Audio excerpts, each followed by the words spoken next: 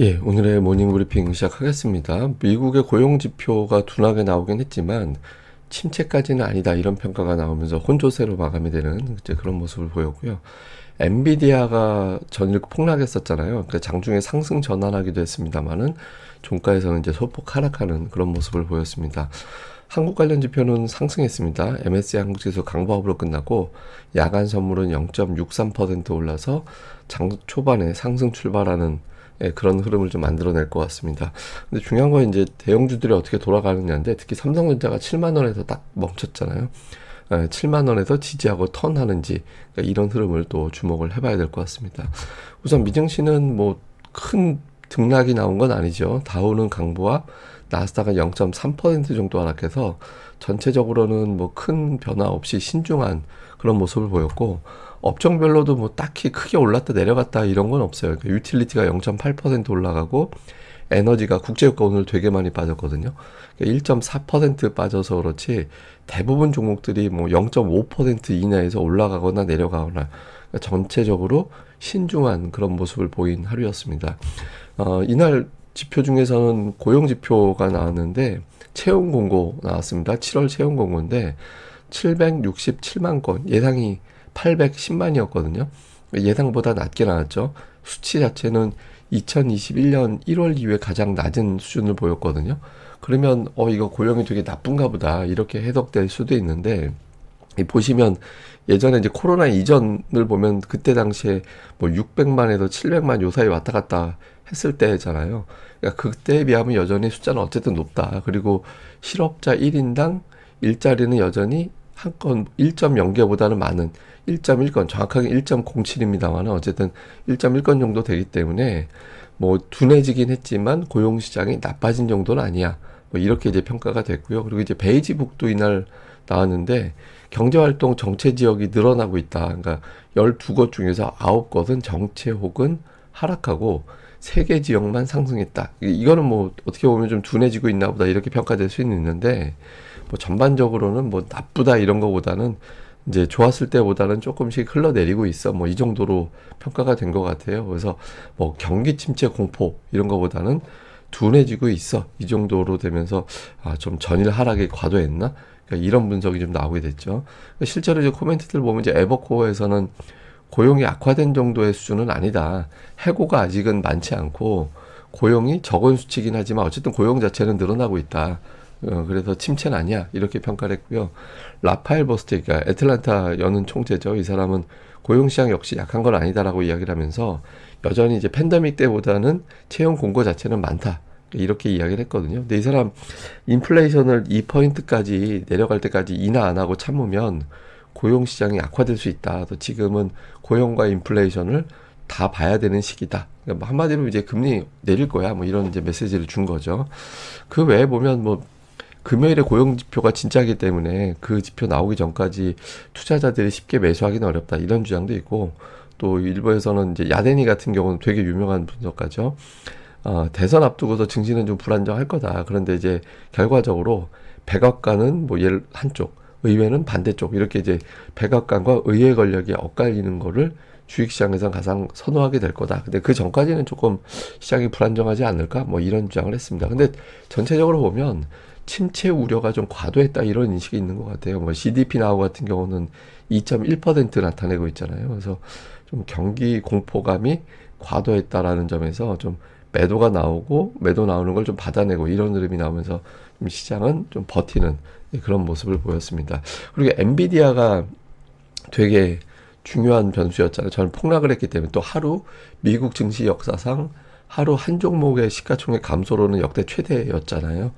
예, 근데 이 엔비디아 약세는 좀 놀랍게 볼 필요는 없다. 이런 주장이 있어요. 그러니까 마켓워치에 어제 나온 기사를 보면 원래 9월에는 약하다라는 거예요. 그러니까 9월에 평균 2.4% 빠졌고 상장한 이후 25년 동안 9월에 올라간 거 14번, 하락한 거 11번.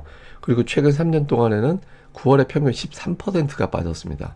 예, 그런데 이제 9월을 넘기면 10월과 12월에는 올라가는 경향이 있고 특히 11월에는 평균적으로 거의 11% 정도 올랐다라는 거예요. 그래서 좀 낙폭이 과도한 것 같다. 그리고 증권사에서도 뭐 여전히 긍정적인 어떤 메시지를 오늘도 제시를 했거든요. 그래서 주가가 이제 장 초반에 올라가긴 했는데, 근데 그 어저께 같은 경우 필라델피아 반도체 지수를 뭐 역대 한 3위권 정도?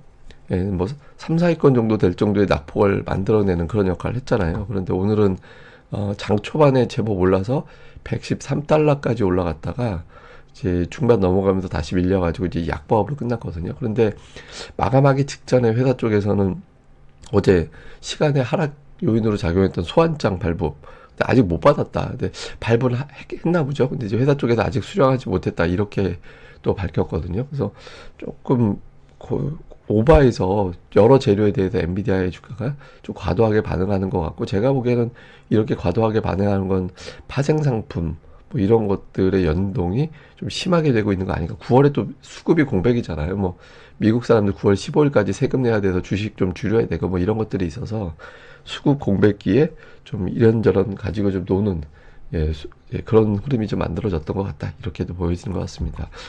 그리고 대형주 쪽에 자금이 기본적으로 좀 빠져나갔어요. 그러니까 주요 그 시가총액별로 보면 스몰캡이나 미들캡에서는 자금이 어쨌든 소폭이긴 하지만 유입됐거든요. 근데 ETF 기준으로 보면 대형주 ETF 쪽에서는 자금이 좀 빠져나갔어요. 그래서 9월 특유의 수급 공백기 이런 것들도 대형주를 좀 흔드는 그런 이유가 됐던 것 같습니다.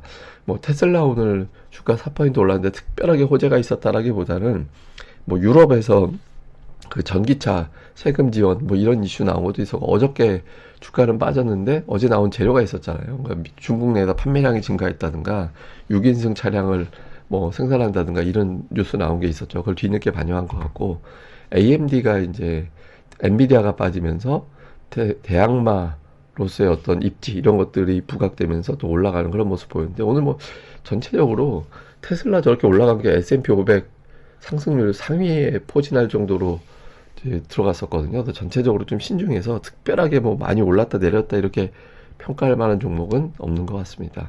자, 우리 증시는 이번 주 수급을 보면 이번 주뿐만 아니라 최근의 수급을 좀 볼 필요가 있죠. 그러면 개인들은 매수하고 외국인 기관이 파는 이제 그런 모습이 나오고 있거든요. 근데 특히 이제 외국인 투자자들이 되게 많이 팔잖아요. 근데 매도하는 걸 보면 종목은 되게 치우쳐 있어요. 삼성전자, SK하이닉스 두 종목만 2조 3천억. 그러니까 전체 순매도 금액하고 두 종목의 매도 규모하고 비슷하기 때문에 사실 두 개만 돌리면 시장은 풀리는 그런 계기가 될 수 있거든요. 그러니까 두 개가 매도 치면서 외국인들이 이탈하나 보다 공포감 조장되고, 또 반도체, 자동차, 피크, 실적 피크설 이런 것들을 자꾸 생각하게 되고 하니까 시장에 대한 자신감이 자꾸 없어지는 거잖아요. 그러니까 두 종목이 돌아서지 않으면 이제 불안한 심리는 계속해서 이어질 가능성이 있죠. 그래서 이런 부분들이 좀 돌아서는지. 다음에 코스닥 쪽은 근데 반면에 특정 종목에 대한 매도세가 강한 건 없어요. 뭐 어떤 종목을 유난하게 팔았다 이런 건 없고, 그냥 고르게 좀 분산되어 있는, 그러니까 뿌려지는 그런 느낌이 조금 더 강하거든요. 그래서 지금은 코스닥은 근데 이제 오늘 ADR이 80대 초반, 내일은 올라가는 날짜가 되고, 다음 주 월 화면은 코스닥도 이제 과매도권으로 내려가게 되거든요. 그래서 종목들별로는 이전보다는 이제부터는 조금씩 상승 시도하는 종목들이 좀 나타날 만한 구간으로 왔다. 이렇게는 평가되는 것 같습니다. 그리고 이제 개인 투자자들을 좀 잘 봐야 되는 게, 이게 이제 그동안에 개인들이 계속 매수하고 뭐 선물도 사고 콜옵션도 열심히 사고 풋도 어쨌든 사긴 해서 이제 좀 갇혀져 있는 가운데 빠지는 그런 모습을 보였잖아요. 그런데 이게 이제 8월 초에 시장이 급반등할 때, 그때 보시면 개인 투자자들 그때도 이제 현물을 매수하긴 했지만 뭐 파생 쪽, 그러니까 선물이나 옵션 쪽 보면은 개인들이 이제 하락이 아마 더 이상 못 참겠어요. 그래서 하락 쪽으로 돌리면서 시장이 급반등하는 그런 계기가 됐거든요. 근데 저거는 개인들이 의지를 갖고 매수했다, 하락 쪽 베팅했다기보다는 하락 쪽 베팅을 당했다. 저는 이제 그런 표현을 하는데, 그러니까 어제 약간 그런 조짐이 좀 있었거든요. 규모가 작아서 의미 있는 수준은 아니지만, 그래서 오늘 장에서도 저런 변화가 생기는지 또 체크를 해봐야 될 것 같습니다. 그리고 주요 대형주들 지금 위치가 하이닉스 지난번 급락기에 지지됐던 60주선, 근데 지금 주가는 그 이하로 내려가 있거든요. 그러니까 무조건 플러스가 오늘 내일 나야 된다는 얘기가 돼요, 기술적으로는. 근데 실제로 나게 되는지 봐야 될 거고, 근데 최근에 이제 은근히 강한 건 증권주 밸류업 이슈에다가 최근에 이제 그 여러 가지 어떤 변수들 뭐 그 제기가 되면서 주가가 좀 올라가는 토큰, 이런 변수까지 더해지면서 이제 좀 상대적으로 강한 그런 모습을 보였죠. 그러니까 증권업종이 시장 대비 꾸준하게 계속 강세를 보일 수 있는지 볼 필요가 있고, 그 다음에 2차 전지 같은 경우는 LG에너지 솔루션이 저렇게 올라가는 동안에 에코프로비엠은 61선조차도 회복하지 못하는 그런 모습이 나오고 있거든요. 그래서 이거는 좀 여러 가지 해석이 되죠. 사실 누적 수급은 에코프로비엠이 더 좋긴 해요. 그러니까 기관 투자자들의 매수가 누적이 되어 있는 상태라서, 근데 주가는 지금 못 올라가고 있잖아요. 근데 이게 그 2차 전지가 됐든 반도체가 됐든 제약이 됐든 뭐 하나가 어쨌든 지수를 끌어줘야지, 지수가 밀리는 구도가 자꾸 만들어지게 되면 이제 하락 종목수가 자꾸 늘어나게 되는 불안정한 날이라서 대형주 일부라도 좀 턴이 되는 그런 흐름이 좀 나와야 됩니다. 코스닥에서 그런 움직임이 나오는지.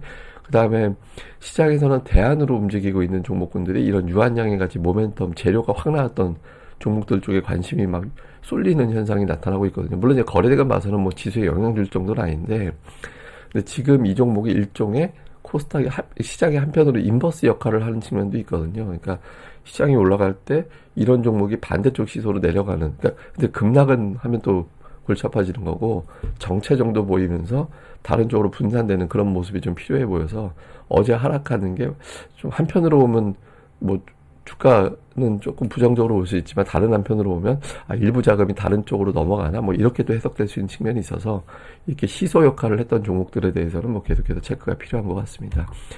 자, 어제까지 외국인들이 대규모 팔았습니다. 그런데 시가총액 1, 2위만 집중적으로 팔았거든요. 해석이 다 됩니다. 그러니까 좋게 보면 두 개 빼고는 안 팔고 있잖아. 나쁘게 보면 이제 다른 것까지 매도하기 시작하면 이런 게 될 수 있거든요. 제일 좋은 건 이제 오늘장에서 두 종목이 돌려지면 되는 거죠. 특히 삼성전자가 7만원, 여기서 바닥치고 돌아서게 되는지, 7만원이 저항이 되면 골치 아파지거든요. 그리고 코스닥은 점차 과매도권으로 진입하게 되기 때문에 상승 종목, 어제 역대 두 번째로 하락 종목이 많았거든요. 좀 늘리는 그런 기회가 나와야 되고, 그런 과정에서 2차 전지 반도체 제약 중에서 적어도 두 개 정도가 좀 치고 나가게 되면 상승 종목을 키우는 그런 계기가 될 수 있거든요. 그래서 이런 구조가 나오는지 주목을 해봐야겠습니다. 근데 어제 역대 하락 종목수 두 개, 이게 근데 하락 종목수는 사실 상장 종목수가 늘어났기 때문에 사실 하락 종목 비율을 봐야 되긴 해요. 근데 하락 종목 비율로 봐도 역대 상위 안에 들어가거든요. 근데 이제 보시다시피 이제 역대 낙폭 하락 종목수 상단을 보면 대부분 뭐 4% 정도 되게 많이 빠진 날 저렇게 나오게 되잖아요. 근데 한 달 후에 돌이켜보면 상승한 비율이 2대1 정도로 좀 많긴 했거든요. 그러니까 저 정도 투매가 나오면 반등하는 케이스가 적진 않아서 어쨌든 종목들별로는 이전보다는 상승 시도하는 종목들이 좀 나타날 수 있어서 낙폭과대한 종목들 조금씩 체크해보는 그런 계기도 필요할 것 같습니다. 그리고 게시판에 너는 금투세에 대한 시각이 어때? 이런 거 물어보시는 분들이 계셔서. 근데 저는 금투세는 극렬하게 반대하는 편이에요. 이건 뭐 투자자들이 주식에서 수익 내는 비율이 그렇게 높지 않은데 어쩌다 한번 수익 날 텐데 그걸 뺏어간다고? 그거에 대해서는 되게 반대하는 입장인데, 다만 이제 제가 계속 말씀드리지만 시장의 조정 이유를 그거 하나로만 몰아가면 종목에 대한 어떤 판단을 좀 흐리게 되고 시황에 대해서 판단을 좀 흐리게 될 수 있기 때문에 저는 이제 간단하게 거기에 대한 코멘트, 이게 이슈 중에 하나로 작동했습니다, 이렇게만 하는 거지. 제가 또 방송하면서 이제 약간 선동적인 그런 코멘트는 안 하려고 노력하거든요. 그래서 좀 그런 편이라서 그거에 대해서는 제 입장은 무조건 저는 반대다라는 거고, 이제 자주 언급하지 않는 이유는 뭐 다른 이유를 같이 봐야 되지, 그것만 너무 봐서는 좀 선동적인 방송이 될까봐 그걸 언급을 덜 하는 거니까 그렇게 이해해 주시면 될 것 같습니다. 그럼 감사합니다. 저는 다음에 뵙겠습니다. 이 방송 구독하기와 좋아요 꼭 부탁드립니다. 감사합니다.